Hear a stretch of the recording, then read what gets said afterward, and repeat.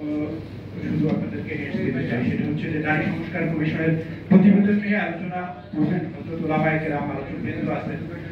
তো আমরা জানি যে 2024-এর জুলাই বিপ্লবের মধ্য দিয়ে একটি বৈষম্যহীন সমাজ প্রতিষ্ঠার জন্য যে আন্দোলন হয়েছিল, সেই আন্দোলনের পরে একটি নতুন সরকার গঠিত হয়েছে। আমরা সেই নতুন সরকারের আমলে আজকে একটি কমিশনের প্রতিবেদনের বিরুদ্ধে আজকে এখানে আমাদের অবস্থান নিতে হয়েছে, একটি আলোচনা সভার আয়োজন করতে হয়েছে। তো আমরা যদি বলি যে একটি বৈষম্যহীন সমাজ প্রতিষ্ঠার জন্য যে আন্দোলনটি হয়েছিল, সেই আন্দোলনের যারা নেতৃত্ব দিয়েছিল তাদের মধ্যে আমাদের একজন আলোচক আগে উল্লেখ করেছেন যে এখানে প্রায় ৮০ লোক ইসলাম প্রিয় ছিল এবং তাদের আন্দোলনের ফসল হচ্ছে আজকের এই সরকার।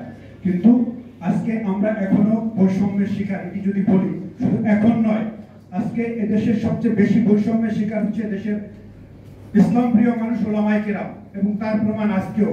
আজকে যদি আমরা এখানে দেখি, যদি তাকাই, যে ঢাকা থেকে প্রকাশিত বাংলাদেশে যে শত শত হাজার হাজার মিডিয়া রয়েছে, প্রায় ৪৫টার মতো টেলিভিশন চ্যানেল রয়েছে, যাদেরকে আমরা মেইনস্ট্রিম গণমাধ্যম বলি। ৩০০ অধিক পত্রিকা রয়েছে ঢাকা থেকে দৈনিক প্রকাশিত হয়। আজকে যদি বলি যে এই ওলামায়ে কেরাম, আলেম সমাজ, দেশের মুসলিম সমাজ মিডিয়া বৈষম্যের শিকার, তার প্রমাণ আজকেও এখানে মেইনস্ট্রিমের কয়টা মিডিয়া আছে আপনারা দেখবেন।